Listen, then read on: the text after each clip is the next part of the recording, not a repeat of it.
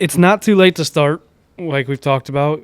Start stacking those skills, get those goals rolling, get going. Let's make 2026 a good year. Not new year, new me. It's going to be this, what is it? Not new year, new me. Same me, but better. Hell yeah. Hell yeah. Same me, but better.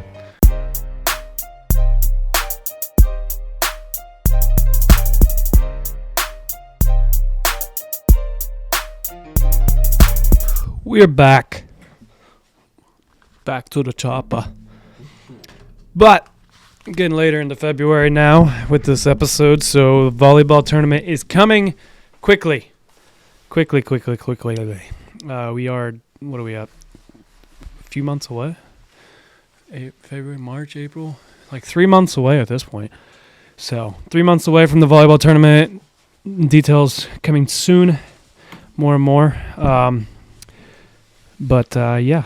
I am. Sorry, I'm putting my coat on. So this is one of many that we've recorded today. It's only 30 degrees down here. It's not that bad. The hypothermia is getting to me.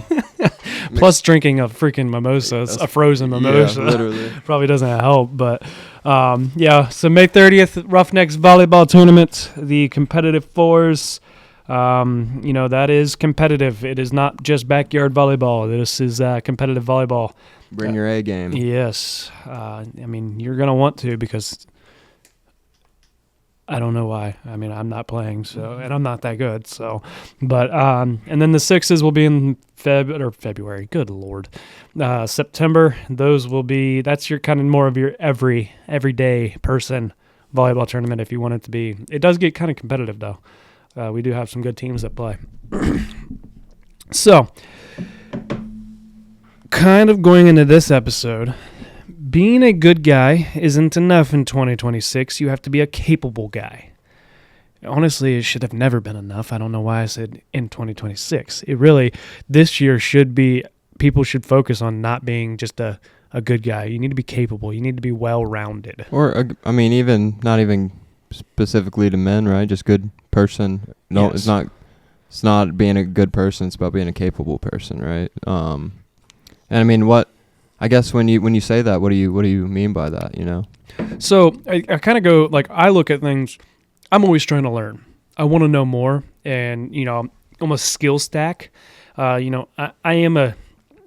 People are surprised by me. Like, have you seen the new thing going on? I think I saw it on Facebook where, like, people are putting in the AI and, like, create a picture of themselves, a cartoon version of themselves. So they're doing it. They're using AI, and you, like, tell it, like, what your job is and what you do. And I made one, too, and I realized, holy crap, I have a lot of things that I do. Because I was like, I think mine was like, construction pool installer who has a podcast, who also has a photography, videography business, who likes to hunt and fit. I'm like, good God, I have a lot of stuff. Yeah. And, I look at it, I'd rather be, I always say I'm good at a lot of things and great at a few things. Like, I'd like to be knowledgeable at least, and some things like the racquetball, not my thing. Not racquetball, pickleball, not my thing, because it pisses me off that I'm not that good at it. Golf, I love golf. I'm terrible at it most of the time, 95% of the time. But like, you'll have that one good shot, keeps you coming back. It does every time. It drives me nuts. But, I like to continuously learn about things, and I'm a big podcast. I learned about this hacker guy, Ryan Montgomery, on Sean Ryan's podcast, like listening to him talk about things, and it was like opened my eyes to a lot of things. And then I started going down rabbit holes and learning a little bit about kind of that world. And not that I'm ever going to hack or be that kind of guy, like a IT type guy necessarily, but just understanding it a little bit more. Right. And I think it's important to know that you don't have to be the best at everything you do. It's very valuable to be, like, let's say you were the number one person in a particular area, but what else can you do? Life isn't about just one particular topic or thing. You have to be a well-rounded, think of it as a Swiss Army knife, right? You could just be a knife, but you could also be a Swiss Army knife that has a bunch of different tools to help in different situations and really irreplaceable at a point. Well, like in my line of business, so installing like construction work, essentially, you could be the best at installing a patio, but if you have no people skills, you don't know how to communicate with clients, you have no way to you have no organization, you don't know how to, manage a project or anything like that. You're just a guy that's good at one thing. Right. And that, in my opinion, that decreases your value as an employee. 100%. In a sense. You can find another guy who's just as good at that one thing. Even if he's a little worse at installing, the construction side of things, but he's well-rounded in all three, you're more valuable than the guy that is, quote-unquote, the best 100%. at one thing. And good Lord, I'm over here making all kinds of noises, dropping things, hitting things. But, like, it's important to, and I think reading's a huge thing with that. Reading, podcast, and that's, like, we talked, I think, 2 episodes ago about leadership. You were talking about, and you said, reading and listening to stuff. I think that's the best way to learn nowadays. Honestly, I mean, podcaster became huge for learning. Yeah, I mean, the blue-collar scholar in a sense, right?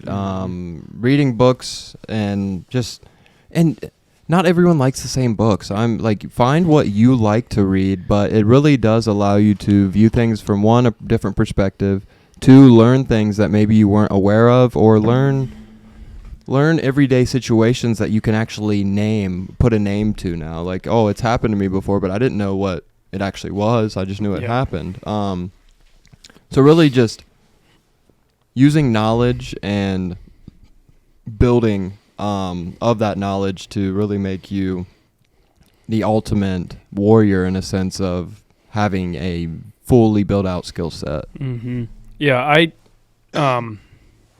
one of the goals that I made for Sierra this year was because she likes to read. You talked about, not everybody likes the same types of books. She reads fiction books a lot. Like, that's pretty much all she reads. And I was like, one of my goals is I want you to read one nonfiction book this year. And she's like, are you picking? I was like, no, you can read whatever you want, but I want you to read one nonfiction book this year. Because she's like, I mean, that girl, she's already read like 20 books this year. That's I'm like, crazy. How the hell? I was like, it takes me, we'll be sitting in bed and I got to sound out each word. And I'm like, I'm still on the first paragraph. Right. You've already read 3 pages. But we've talked about it's so much easier to read through a fiction book than a nonfiction book because you don't pay as much of attention to everything. But with nonfiction, like, I'll reread things like 4 times because I'm like, wait a second, hold on. Like, I try to understand it. And I kind of, my brain just froze. Like that freaking mimosa. No, like my brain was just like, squirrel. It's like the Windows sound, doo-doo-doo, Yeah. shutting down. Kind of going into some skills, the rarest skill today, and we've kind of touched on this in the past couple episodes, can you look at someone in the eyes, shake their hand, and explain a complex problem? A lot of people can't. Honestly, I could do it. My struggle, and I'm doing it right now. I'm catching myself about to talk about it, and I'm doing it right now. It's the eye contact thing. Mm-hmm. For some reason, I start getting weirded out. Like, I'm like, yeah. Why are we staring at each other's souls? Right. I actually had a meeting last week or 2 weeks ago with an organization that I do work for, and we sat, had dinner, had beers, and I caught myself so much not looking at them and just kind of like looking at my iPad like, yeah, so this and that. And I'm like, look him in the eyes. We're having a conversation. And he's looking at, that's the other thing. You can feel them looking at you. Right. So I think it's important. Eye contact is really starting to go away. Yeah, and I think it just all comes with the digital age, too, of like being able to talk on the phone about a lot of things. But like actually like talking someone face to face, or I think, and I mean, in my professional life or job role, like being in sales, I have meetings, I have presentations, I have to stand up in front of a room of, let's say, 50 to could be 200 people and give a presentation and try to look at all of them. I can't just sit and stare at it like a... See, I can do that easier. Yeah, but it's like one-on-one. It's one-on-one that I struggle with. Because you don't have to look at you don't have to stare at one person when you have multiple. You can scan over. Hell, you can look at the top of their heads and you're looking at them. The one-on-one eye contact, I mean, I think I do a decent job at it. I guess it really depends on the situation, though. In a professional setting, I think I kind of tighten up a bit and can do it. And then, like, in a non-professional setting, I'm probably not that good at it, of, like, more just, like, eyes going all around, like, look like I'm fucking wigged out or something, you know? Well, yeah, I mean, I catch it's nice in the line of work I do because I have sunglasses on.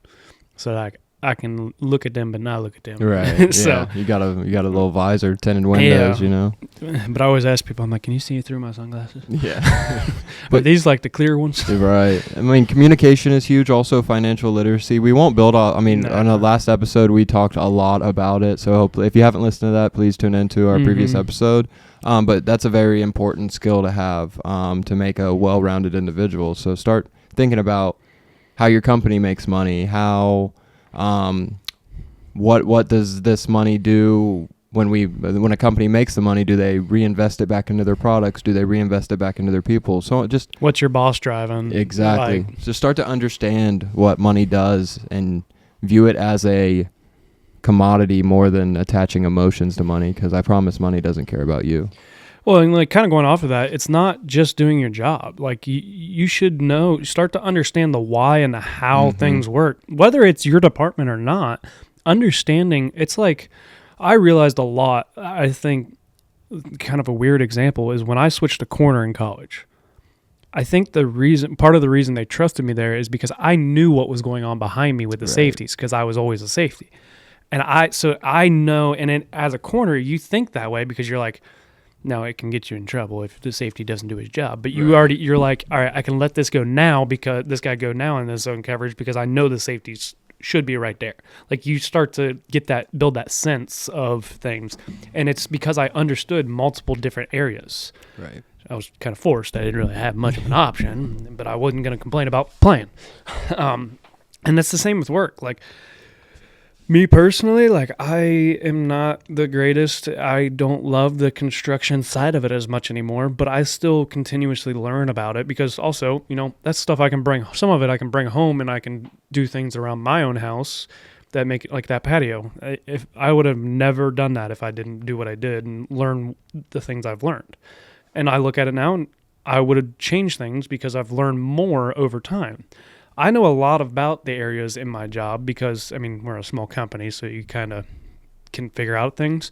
But I'm continuously learning and asking why, or, why are we doing that? Not in a way of like, why are you doing that? Of like, I want to learn. Like, teach me why do we do this? Yeah, and I mean, even with building off of kind of like you having the skills to build your patio. I mean, having those handy skills is so important. I mean, I wish I was a bit more handy. Like, dude, I can look up a YouTube video and like do some shit for sure. Yeah, but there's you can run a shovel, buddy. We've had people that don't know how to use a shovel. Fair. I mean, but there's some I know I could change my own oil, change my own brakes. I mean, sometimes it's easier just to take it to Valvoline or something, But dude, I'm to the point I don't even want to do my own. Right. It's not even cheaper anymore. Yeah, it used to be cheaper to do it yourself. Now it's not. Yeah. So I mean, it is good to have just a nice, well-rounded skill set at the end of the day, and you choose the skills that you want to learn, but make yourself valuable in this world. Yeah, I mean, it doesn't have to necessarily be like, an electrical, learning from electricians or plumbing. It could be, learning about computers, learning about, I don't even know what else there is to think about, but, there's different areas that you could learn about. Not everybody's going to be a handyman, and it's fine. You don't have to be. I think you should be able to do the bare necessities. Right. Like know how to swing a hammer, know how to nail, like hang something in a wall, find studs, not run it through plumbing. I've never done that. I know people that have. And one of them's a real handy guy. Alex did it. Oh, okay. He hung something up for his girlfriend at the time in her apartment. And he was like, it was something light. Like, it was like these just have nails. They're not studs. And it was something like that. And he put it through.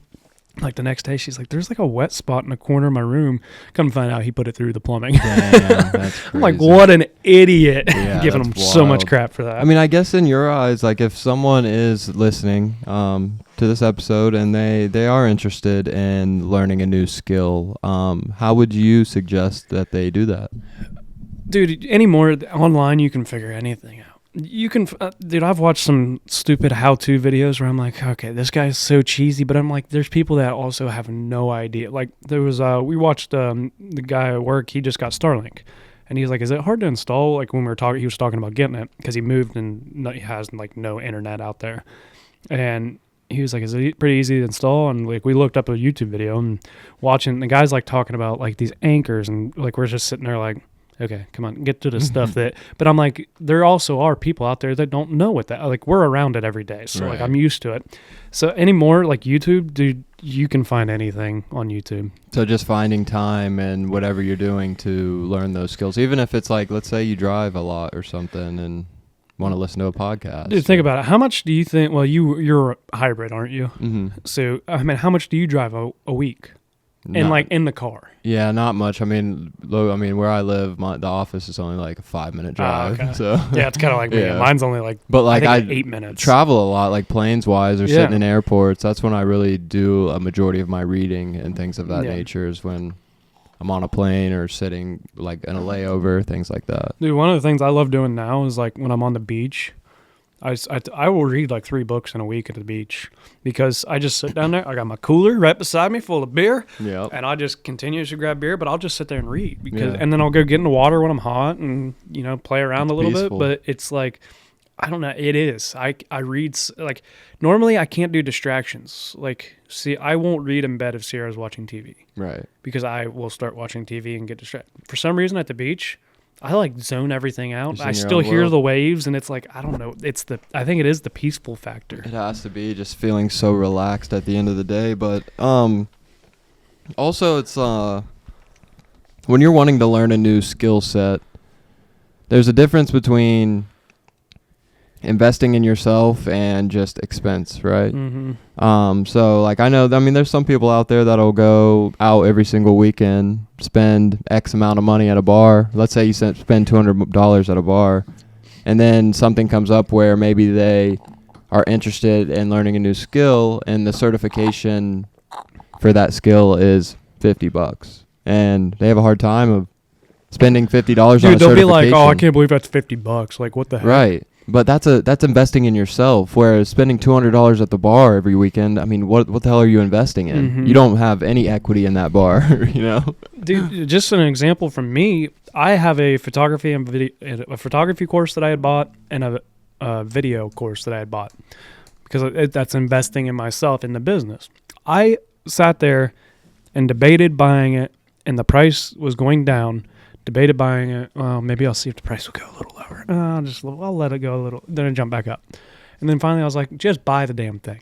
You know what? You want it, and you're just trying to look at it like, oh, I don't know. I don't want to spend that much money, and it's like it's gonna in the long run, you'll make more money because of it because you were learning skills that you don't already have. Right. Exactly. It's all about building up yourself and investing in yourself.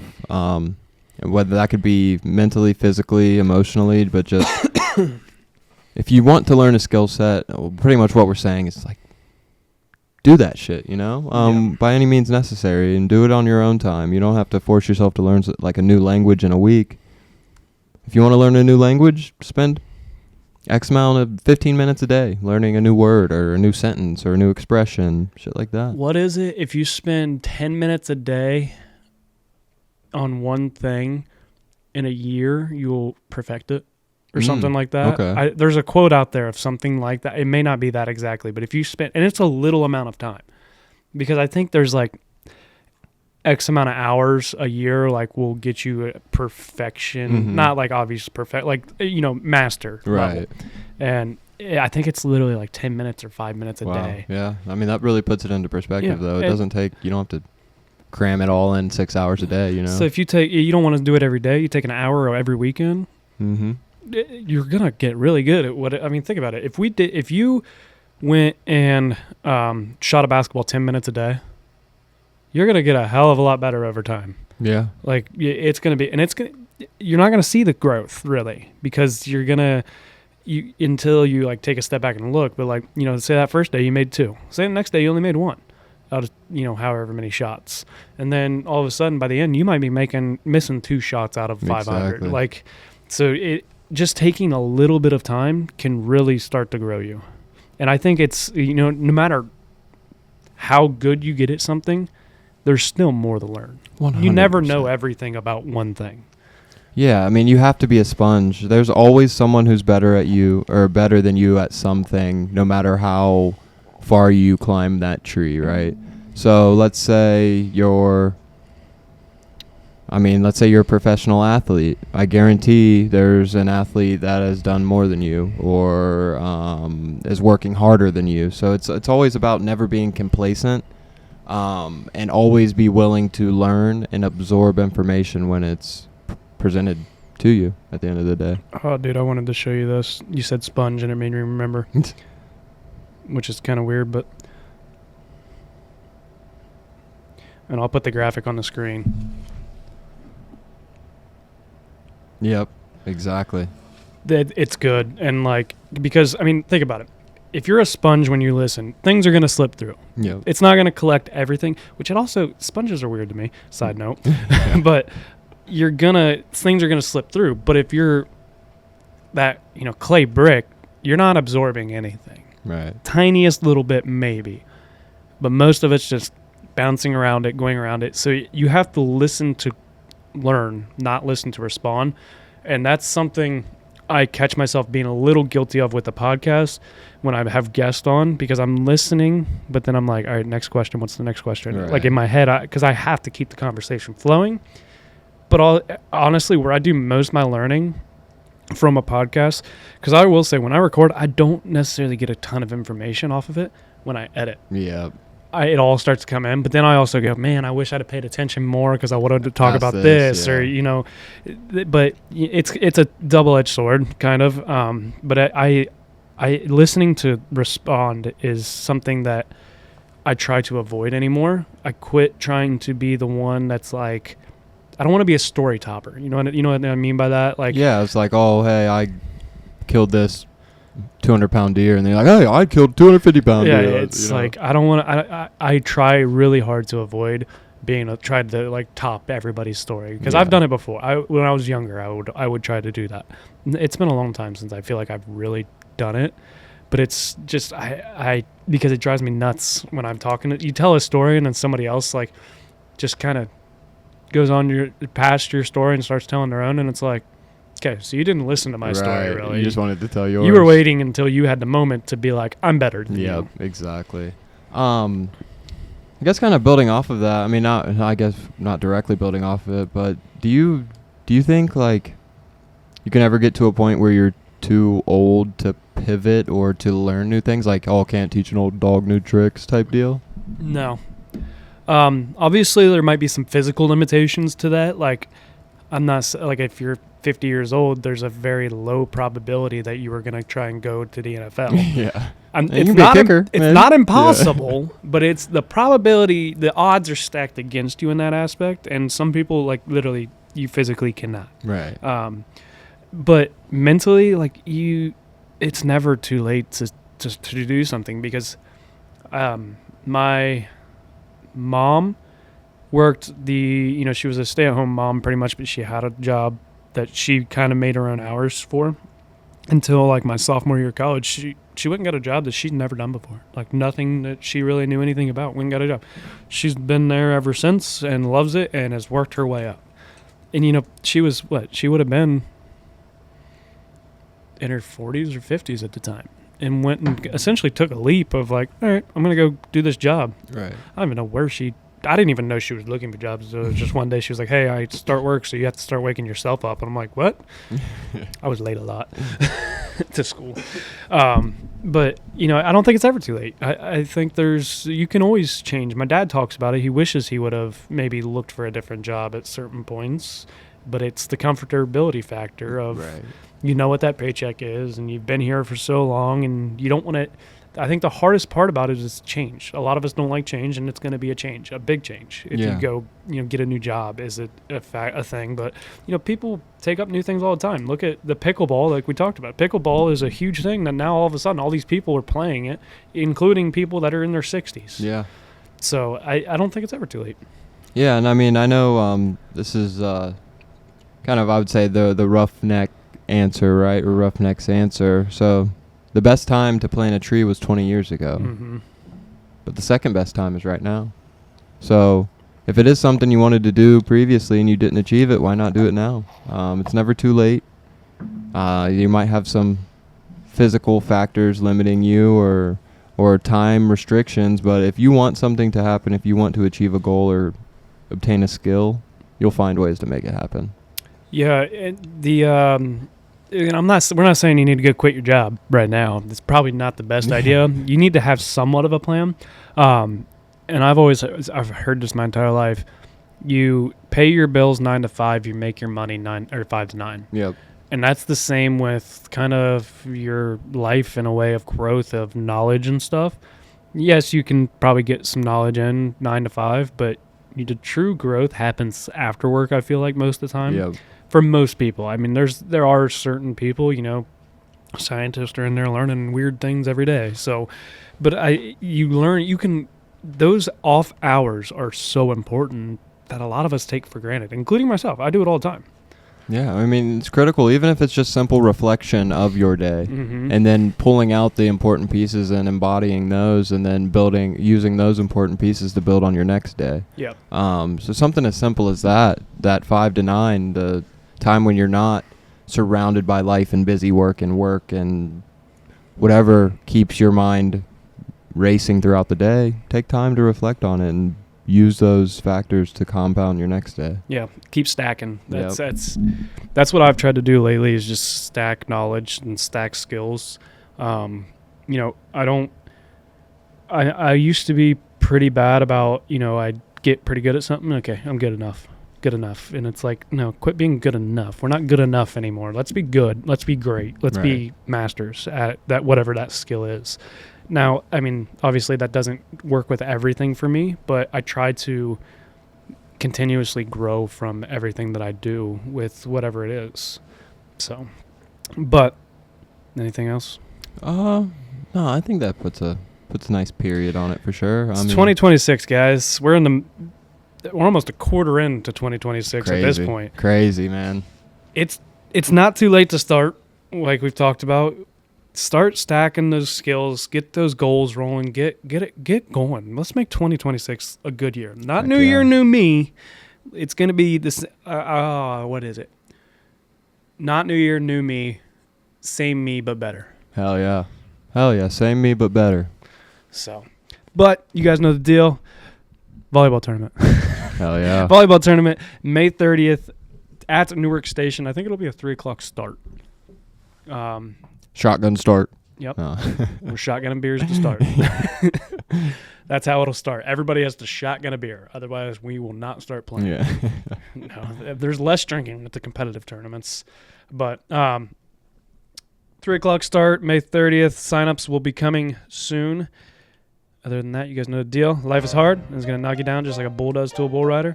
Don't let that bull of life walk all over you. Get up, grab the bull by the horns, and take control of your life. Roughnecks,